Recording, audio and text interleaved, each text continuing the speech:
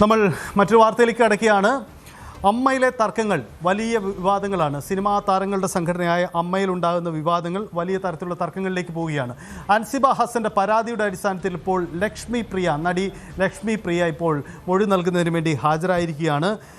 ഇക്കാര്യത്തിൽ വളരെ അടുത്ത നീക്കങ്ങളാണ്. അൻസിബയ്ക്കെതിരായ പരാതിയിൽ തൻ്റെ ഭാഗത്തും ന്യായമുണ്ട് എന്നതാണ് ലക്ഷ്മി പ്രിയയുടെ നിലപാട്. തനിക്കയച്ച അനാവശ്യമായ മെസ്സേജിനെക്കുറിച്ച് പലതവണ ചോദിച്ചിട്ടും അൻസിബ വിശദീകരിക്കാൻ തയ്യാറായിട്ടില്ല.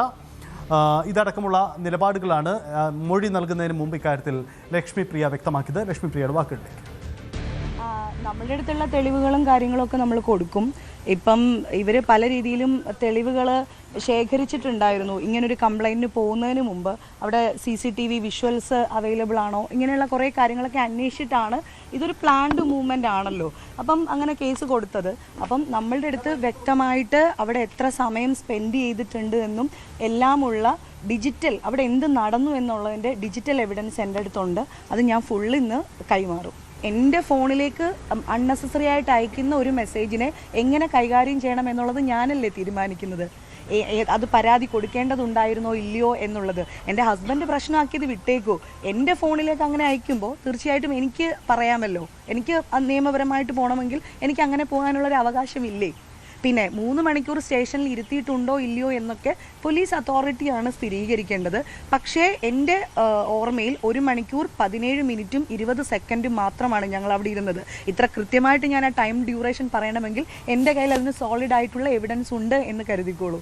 നമ്മൾ രണ്ടുപേരും ഒരേ സംഘടനയിലെ അംഗങ്ങളാണ് എന്ന് വിചാരിക്കുക. നമ്മൾ സംഘടനയ്ക്ക് പുറത്ത് ഒരു കാര്യം ചെയ്യുമ്പോൾ അത് സംഘടനയ്ക്ക് അതിൽ എന്താണ് ബാധ്യത, എന്താണ് സംഘടനയാണോ അത് അന്വേഷിക്കേണ്ടത്? നമ്മൾ അത് നിയമപരമായിട്ട് നമ്മൾ നേരിടുക തന്നെയാണ് ചെയ്യേണ്ടത്. അല്ലാണ്ട് സംഘടന ഇടപെടാനായിട്ട് ഇതെന്താണ്? നവമി ദിനേശ് ചേരുന്നു. നവമി, അമ്മയിലെ തർക്കങ്ങൾ അത് തുറന്ന പോരിലാണ്. അൻസിബ ഇന്നലെ സ്റ്റേഷനിൽ ഹാജരായി തൻ്റെ നിലപാട് അറിയിച്ചിരുന്നു. അവരുടെ പരാതിയുടെ അടിസ്ഥാനത്തിൽ തുടർനീക്കം ഉണ്ടാകുന്നു. ഇന്ന് ലക്ഷ്മി പ്രിയ എത്തുകയാണ്.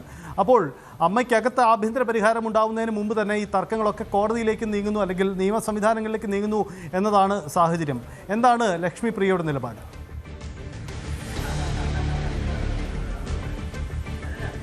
സജിത്ത്, ലക്ഷ്മിപ്രിയ പറയുന്നത് ഇത് അമ്മ സംഘടനയ്ക്കുള്ളിലുള്ള പരാതിയല്ല, അല്ലെങ്കിൽ അവിടെ മാത്രം ഒതുങ്ങേണ്ടതല്ല. പകരം സംഘടനയ്ക്ക് പുറത്ത് നടന്ന തങ്ങൾ വ്യക്തിപരമായിട്ടുള്ള 2 പ്രശ്നങ്ങളാണ്. അതെങ്ങനെയാണ് അമ്മ സംഘടന തീർക്കേണ്ടതെന്നാണ് ലക്ഷ്മിപ്രിയ ചോദിക്കുന്നത്. അതോടൊപ്പം തന്നെ ഇന്നിപ്പോൾ അല്പസമയം മുമ്പാണ് തൃക്കാക്കര ACP ഓഫീസിൽ ലക്ഷ്മിപ്രിയ ഹാജരായത്. ഇന്നലെ അൻസിബ വിശദമായി മൊഴി കൊടുത്തിരുന്നു. ഇന്ന് ലക്ഷ്മിപ്രിയയുടെ മൊഴി കൂടി പരിശോധിച്ച ശേഷം കേസ് എടുക്കണമോ വേണ്ടയോ എന്നതിലൊക്കെ കടക്കാമെന്നാണ് അന്വേഷണ സംഘത്തിന്റെ നിലപാട്. ലക്ഷ്മിപ്രിയ പറയുന്നതനുസരിച്ച് തന്റെ പക്കൽ കൃത്യമായിട്ടുള്ള തെളിവുകളുണ്ട്, ഡിജിറ്റൽ എവിഡൻസ് ഉണ്ട്. അതായത് അൻസിബ പരാതിയിൽ പറയുന്നത് പോലെ 3 മണിക്കൂർ പോലീസ് സ്റ്റേഷനിൽ ഇരുത്തിക്കൊണ്ട്, അതായത് തൃപ്പൂണിത്തറ പോലീസ് സ്റ്റേഷനിൽ ഇരുത്തിക്കൊണ്ട് ഉള്ളൊരു ചോദ്യം ചെയ്യലല്ല നടന്നതെന്നാണ് ലക്ഷ്മിപ്രിയ പറയുന്നത്.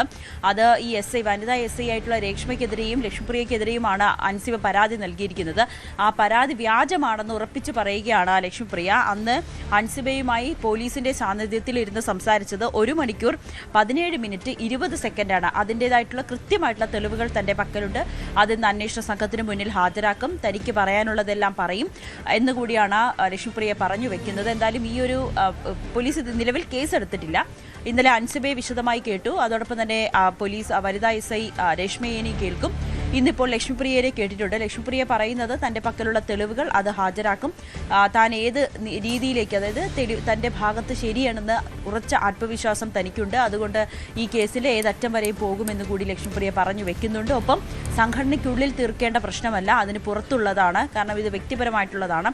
തൻ്റെ ഫോണിലേക്കാണ് അൻസിബ ഇത്തരത്തിലൊരു മോശം മെസ്സേജ് അയച്ചത്. അല്ലെങ്കിൽ സംശയം തോന്നിക്കുന്ന തൻ്റെ കുടുംബജീവിതം പോലും വളരെ മോശം രീതിയിലേക്ക് പോകുന്ന തരത്തിലുള്ളൊരു സന്ദേശം അൻസിബ തൻ്റെ മൊബൈലിലേക്ക് അയച്ചു.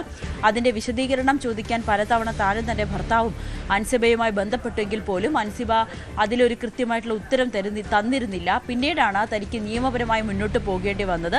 അപ്പോഴും അൻസിബ എന്താണ് സംഭവിച്ചതെന്നോ ആ മെസ്സേജ് കൊണ്ട് എന്താണോ അൻസിബ ഉദ്ദേശിച്ചതെന്നോ ഇപ്പോഴും വ്യക്തമാക്കിയിട്ടുമില്ല. അതിനുശേഷം നിരവധി തവണ തിരുവനന്തപുരത്തൊക്കെ വെച്ച് അൻസിബയെ കണ്ടിരുന്നു. താൻ അൻസിബയ്ക്ക് സമ്മാനം കൊടുത്തിരുന്നു, ഒരു ക്രിസ്മസ് ഗിഫ്റ്റ് കൊടുത്തിരുന്നു.